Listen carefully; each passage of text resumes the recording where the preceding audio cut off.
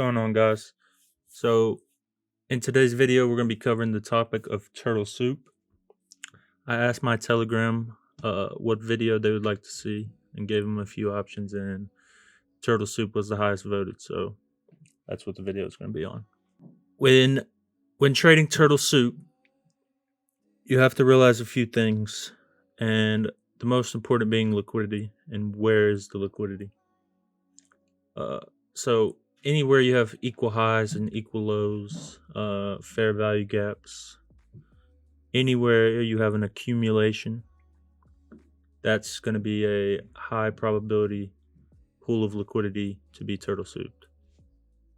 So when you have an accumulation like this that I've drawn here, anyone participating in this is what we'll refer to as dumb money, willing or unwilling liquidity. That's eventually. So you have people long in here, you have people short. We'll go through the longs first. So anyone who's long in here, their stop will be below the lows. Their target will be above the highs. Now, anyone who's short in this range here will have their stop above these highs. Now, that would be your unwilling liquidity, right? The stop losses. But you also have breakout traders looking to take a breakout trade when the high of this range is broken, or a breakout trade when the low of the range is broken. So what smart money is going to do is wait for either side, depending on bias, either side of this range to break, fail, and then go back the other way. So keep it simple here. If you were bullish, if smart money's bullish and the drawn liquidity that they're looking for is up here, smart money will be looking for a raid of this liquidity on the lower end of the range to be broken to move toward their target. So where this liquidity is, smart money can pair their orders there. All the stop losses, all the breakout traders, smart money needs lots of orders paired, so they need willing or unwilling liquidity to pair their orders with. That would be your bullish case. Now,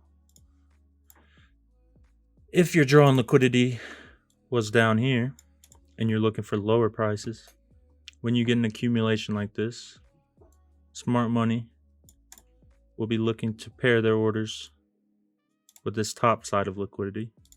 So you will get something like this.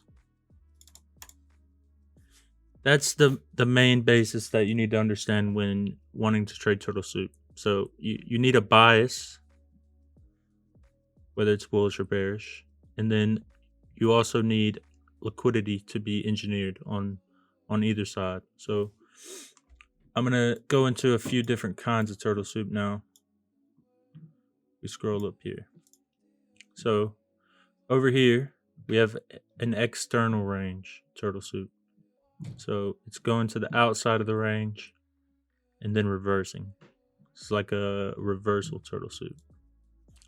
Now, then you have this internal turtle soup here, which would be if you're expecting higher prices, and both could be the same for either direction. You would just turn this upside down for bullish reversal. You could turn this upside down for a bearish continuation turtle soup. Now, knowing these two, what you need to understand is at this higher point here, you need key level. So price needs to hit a key level. And the same goes for this. Price needs to hit a key level. Whether that be a fair value gap, an order block, whatever it is, right? But there needs to be a higher time frame key level that you're looking for within a liquidity pool, right? So how we looked at it last time This will be your liquidity here. Wait for, if you're looking for bearish prices, wait for a raid on buy side and then find an entry in there. Now, if you're looking for bullish prices, you have this low here, this low here. Wait for a raid on sell side, then find an entry in here for bullish prices. That's the main basis of turtle soup and the two kinds of turtle soup. Remembering this, we'll dive into a few examples and I'll show you what I mean. So like, we'll look for these accumulations, turtle soup, and go. And I'll show you both kinds of turtle soup. So we'll go through the reversal first. You have willing liquidity or unwilling liquidity on both sides of this range that was created. You would be waiting if you're looking for lower prices. So say you were looking for this low to be your drawn liquidity. You would wait all through this accumulation for a purge, this in this case to the upside, to go lower. Smart money is up here in this region, filling their orders with whoever was short in here and whoever bought this breakout. Once their orders are paired, price goes lower. That could be a simple bearish turtle soup reversal. The trade I took on Wednesday is the CPI high. I alerted to my Telegram that this is the price level that I was looking for on Wednesday. Now, originally, I was watching this accumulation in here. So you have this accumulation in here that I was watching. Originally, I went long in here when we took out the sell side.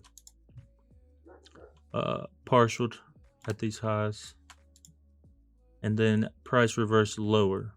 So got a little trade in here. And this will kind of be an insight of how I trade the turtle soups. So I'm looking for bullish prices here. So we have a draw on liquidity, which is most important for anything that you're doing. You need a draw on liquidity. Went long in here, partialed here, got stopped at break even on the rest of the trade before my target was hit. Now you can't let something like this switch your bias necessarily. So I got long again when we took out this low. There's also SMT here, but I really want to point into this low. So you can see just barely, if we zoom in here, that we turtle soup this low with SMT. And at that same point, there was SMT at this low. YM turtle soup this low, making SMT here. So I knew something was going on with smart money in this area, which is how I base my trades. SMT is required for every trade, and liquidity being purged is required for every trade. Now, I didn't turtle soup this trade here, but if we put this line back and go into the lower time frame, we have this. This was the liquidity level. We had this down close candle print right here. Next candle purges the liquidity. Then, very important, takes the high of this candle and closes above it. This would be your change in the state of delivery. And then on this candle, when we retested this order block, that is where I went long. Somewhere in this area. And then, as you can see, from there, we went up to the CPI high. I took this trade on futures over here.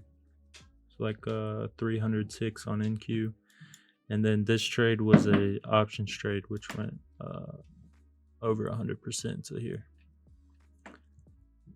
This is kind of the way that I trade turtle soups. So I wait for an accumulation. Trap traders trapped on both sides. You can see any accumulation at the end of it. You'll see turtle soup. This was the swing trade I took a few weeks back. Yeah, the turtle soup here. There was also SMT here. So once I see this happen and the liquidity be engaged with, I essentially just go to a lower time frame. This is the 4 hour, so maybe the 15-minute or the 5-minute.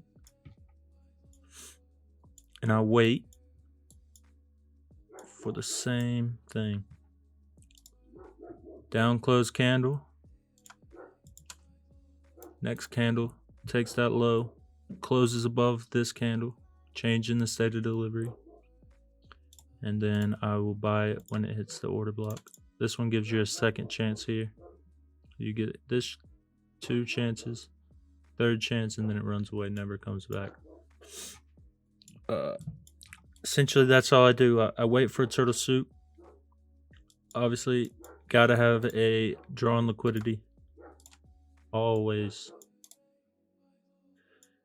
Once you have your drawn liquidity, you know which way you're expecting price to go. You wait for the raid on liquidity. Go to your lower time frame once you've raided liquidity and wait for a change in the state of delivery. Then you can either go long on the change in state of delivery, or you can wait for the retest of the order block, like here. That's a quick video on turtle soup and how I use it. I hope it was helpful to you. Follow me over on Twitter if you want to see the trades I'm taking throughout the week, and also have a free Telegram where I share some things in. So I'll let you guys think on that. Go into your charts and try to find some examples, and I'll talk to you next week in the next video.